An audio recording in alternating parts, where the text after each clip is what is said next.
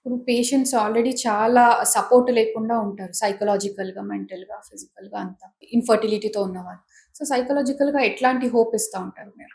So psychologically we are supposed to have a counselor first of all. Government rule paranga kuda we are supposed to have a counselor.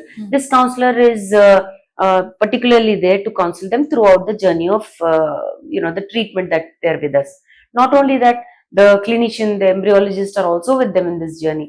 It's a very stressful journey ఎందుకంటే easy కాదు. Injections అవన్నీ తీసుకుంటారు, continuous గా చూస్తుంటారు. Procedure అంతా అయ్యాక కూడా 100% guarantee ఇవ్వము. Because IVF does not have 100% guarantee. For everybody who's listening to this podcast and going through Google and everything, మీరు చూడండి, మీరు అది కరెక్ట్ గా చూడండి. 100% చెప్పేవాళ్ళు, డిస్ప్లే చేసేవాళ్ళు రాంగ్. ఫస్ట్ ఆఫ్ ఆల్ అదే మీకు ఒక రెడ్ ఫ్లాగ్. ఎలా చెప్పారు మీరు 100%? సో అది తప్పకుండా చెప్పారంటే don't go to that place. నేనైతే ఎలా అంటాను, because the standards are according to, the results are according to the woman's age. మనకు అవి ఆల్రెడీ ఇచ్చారు.